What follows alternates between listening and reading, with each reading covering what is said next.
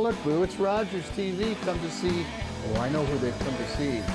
Mr. Mad. Come on in.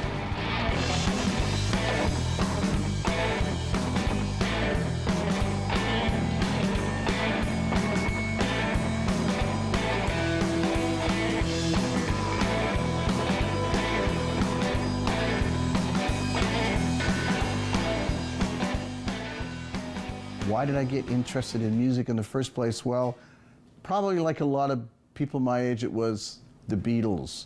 I didn't really like what I heard on the radio before I heard the Beatles. Once I heard the Beatles, of course, that changed everything.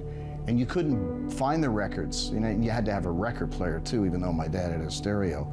But I got this kid to write me the lyrics out to She Loves You and I Want to Hold Your Hand, and he sold it to me in an alleyway like, hey buddy, I got those lyrics, right?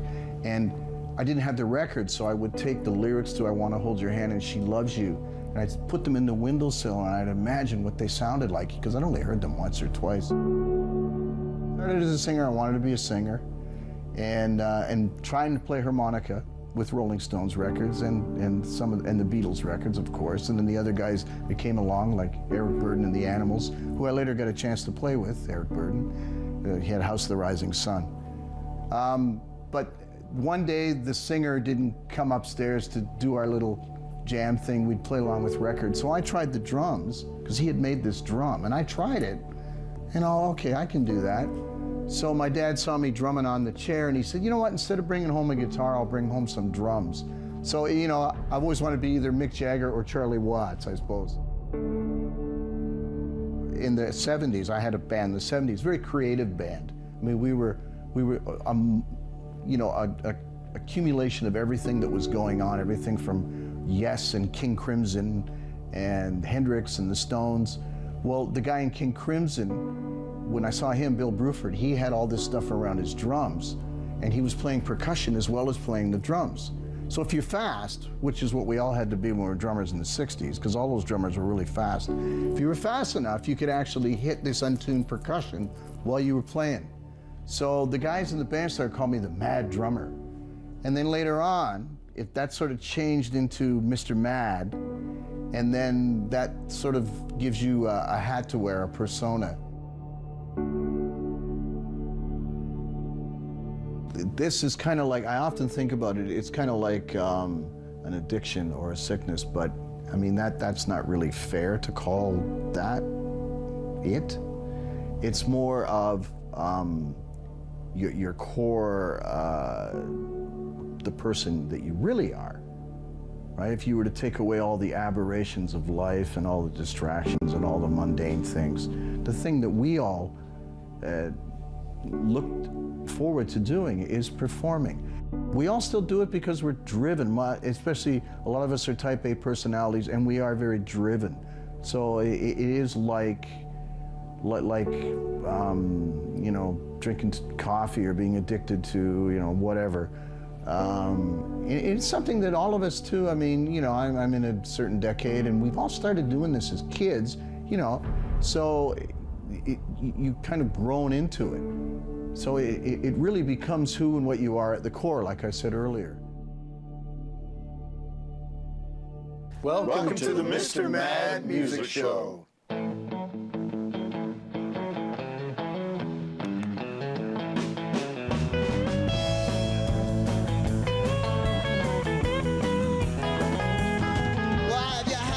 To drink, to say you love me, yes. Have you had enough to drink, to say you love me, yet? Is that you, or the bottle talking? Is that you, or in the morning will you be walking? Well, you're not very nice, unless you got a cold one on. Keep a bottle in the trunk. You only love me when you're drunk. Is that you, or the bottle talking? Is that you, or in the morning will you be walking? Have you had enough to drink, to say you love me? Yeah, I've had so much much to drink. You smoke me like your cigarette. Is that you? Oh, the bottle talking. Is that you? Or in the morning will you be walking? Yeah.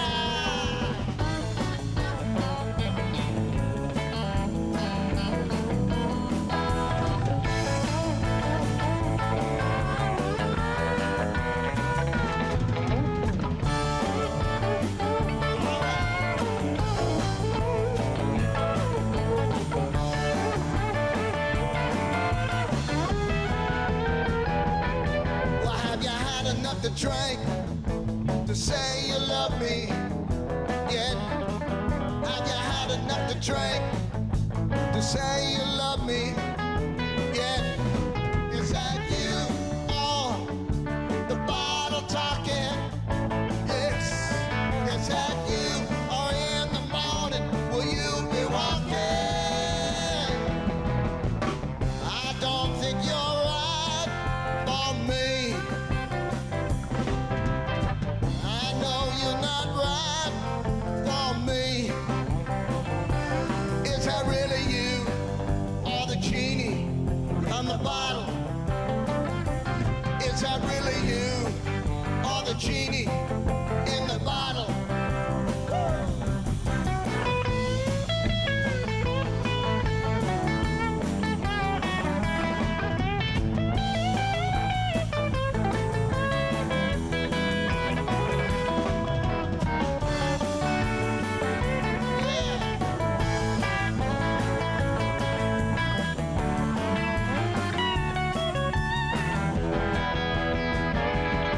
Well, have you had enough to drink to say you love me yet? Have you had enough to drink to say you love me yet? Is that you? Oh, the bottle talking. Is that you? Or in the morning will you be walking? Well, have you had enough to drink? Say you love me. Have you had enough to drink? Say you love me. Have you had enough to drink? Say you love me. Have you had enough to drink? To say you love me. Have you had enough to drink? To say you love me.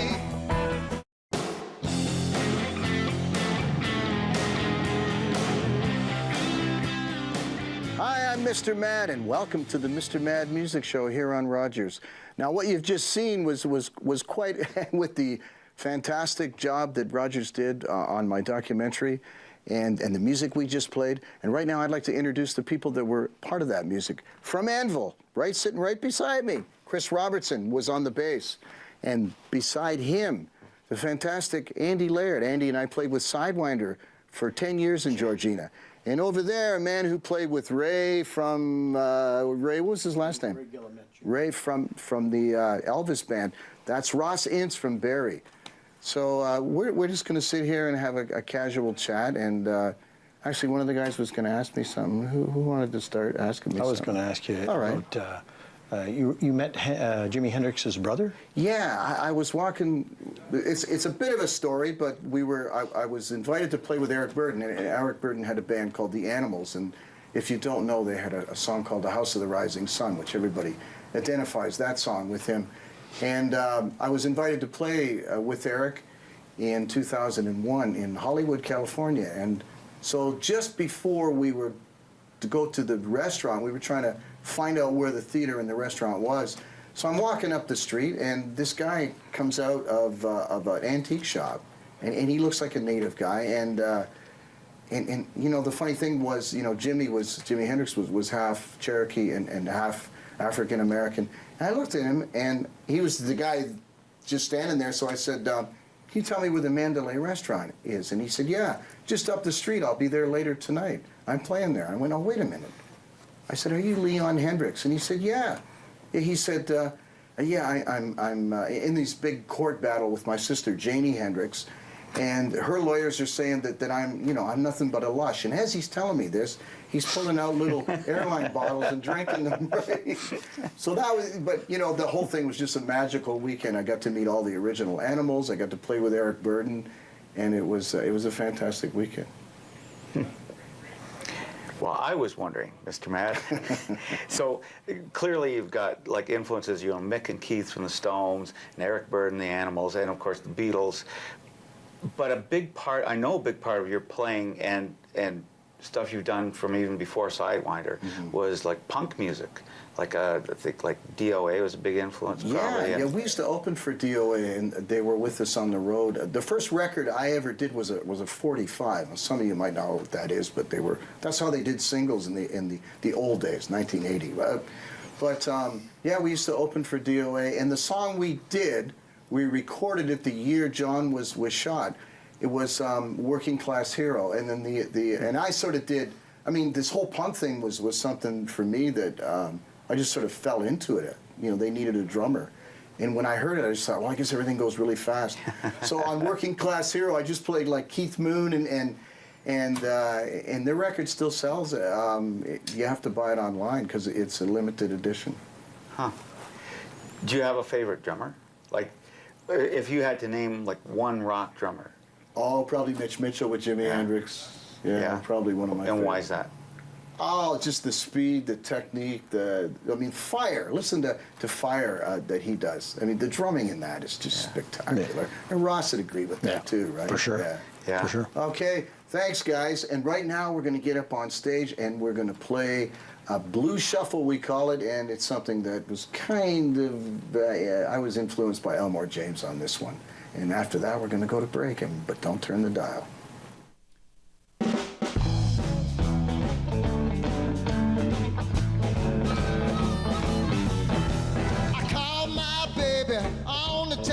She said, stop making music, I'm home all alone. I said, I'll be coming there, baby. I'll be home as soon as I can. I said, I'm coming home, baby, but I'm the music man. All right.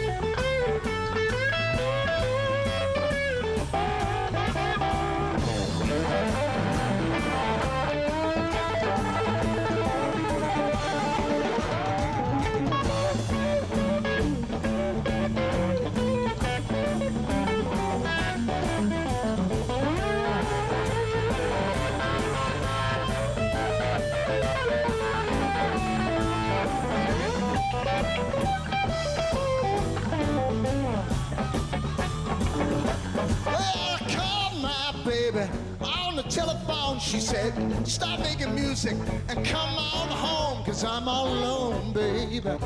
I'm just waiting for you to come home.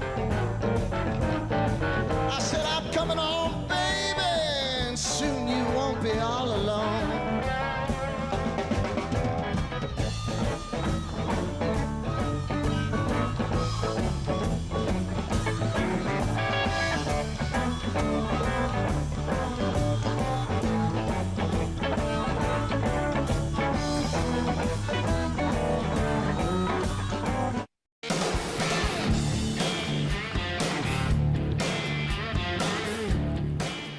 Welcome back to the Mr. Mad Music Show. I'm Mr. Mad. So just before we went to break, we were chatting with Chris, and Chris, you had some recollection about the first time. I remember the first time I saw you was at a jam in a bar in Georgina, and I was saying, who's this guy with he's wearing his purple suit and the purple hat and the sunglasses, and he gets up and he sings and he's rocking all over the place, and I just, why the color purple, and where did you get the purple hat, and where did that all come about, that this becomes your normal attire? There's two things. It was people ask me if I'm Willy Wonka, which I'm not. Okay. It was Johnny Depp had a hat like this in Alice in Wonderland, but Mick Jagger also wears one, or did wear one similar to it in Sympathy for the Devil when he sang that one. So my wife had it made. Somebody made it handmade in the States, and I got it. I started wearing it, and then they went, "Well, you can't take that off ever again. It's branding." I went, "Oh, okay." Well, it makes me taller. Sometimes I bang into things, but you guys, you were also going to ask me something about. Well, it was also talk about your first band. Tell us about your first Sidewinder. The first band I ever had. We played live in 1968, and the band was called The Embryonic Journey. Oh, nice. And we did like the hits of the day and a psychedelic thing, and that was when the drinking age was 21. So there wasn't any drinking. We were all under 21, and we would play in the Kiwanis Boys Club in Hamilton. Hamilton's was actually my hometown. It's a rock and roll town, right? But we'd play there. We'd play at the Y, or we'd play wherever we could. So. Did you stay at the Y as well when you played? Well, there's another story there. One time I was on the road with a band in the late 70s, and when I got off the road, I had nowhere to stay, so I had to stay at the Y. And as I'm walking down the hall in the Y, and all I could find to mix with my gin was cream soda out of the pop machine, right? So I'm walking down with gin and cream soda, and I see a door open, and the guy's in there, and he's got my poster on the wall with my signature, and I just kind of went, I didn't want the guy to see me living in the Y too, and blow his whole idea of Mr. Mad on his poster, right? But go ahead, Andy. Oh, no, we played together in Sidewinder, right, for like 10 years. 10 years. And that was Johnny Wright on bass and most of the lead vocals, right? Yeah. And you sang some, and I sang a few. Yeah. But I always knew you as our drummer, right? And then all of a sudden, we get these calls. Do you want to play a gig with Mr. Mad and the Madmen? And it's like this crazy guy, like out of Willy Wonka. Yeah. And it's just I'm wondering, like, how long had the sort of frontman persona been a part of your identity? Do you know, I started out doing that. Yeah. And one day when the singer, it was in the documentary, when the singer didn't show up, I was banging on some handmade drums and stuff, and I went, oh, I guess I can do this. So it was this dichotomy, this back and forth of, it was either the singer or the drummer, or the singer or the drummer. And I guess, when you guys played with me and you got that phone call, I went from being the drummer to my job now is jumping around and being stupid, So how about the harp? Yeah, the harp was, that's an interesting thing. I remember the first time I recorded the harp was in '78, and the band I was in at the time was recording in a studio in Toronto on Queen Street, and the guy says, we need a harmonica in this, and I just picked it up and played it. So I never had any, I don't know how you train or how you learn to play the harp. You either do it or you don't. I guess so. Somewhat like all the rest of it, right? Like I'm no Pavarotti or no Lancey and Macaroni or any of those guys. They're just a blues shouter that sings rock and roll, right? Yeah. I've also played in a band with you where you were just the drummer, the Backroads Blues Band. Yeah. Which actually had a Christmas song on the radio. That's right. At one We point. did, didn't we? Yeah. That's right. Yeah. So And Ross, you've been around. We've been for a couple of years now. It's about 3 years now. Is it 3 years? I think so. Yeah. Yeah. Yeah. I was playing with a band in Newmarket in the park, and you needed a drummer to fill in, and came over, and you knew the bass player in the band at the time, and we got to chatting about Ronnie. Ron, Yeah. filling in and so forth, and you came up and did a couple songs then, some Stone songs. Well, I want to thank these guys for being on the show. It's been a lot of fun and very casual, as you can tell. And right now, we're going to get back up and play some blues. Woo! Mr. Mad and the Madmen.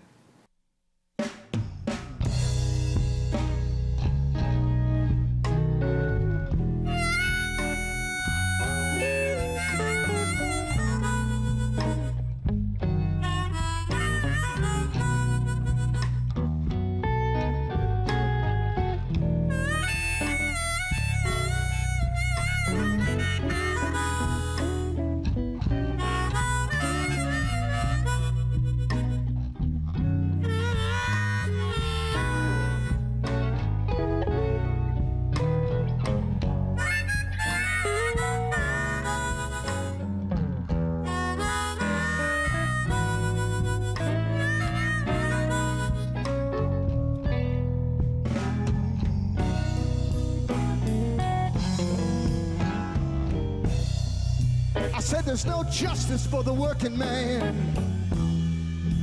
It costs too much for him to live.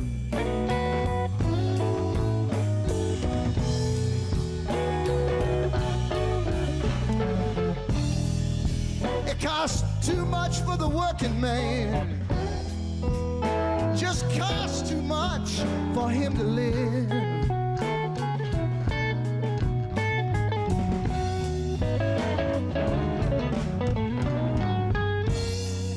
Cost $1 million to buy a house. Well, that's just too much to give.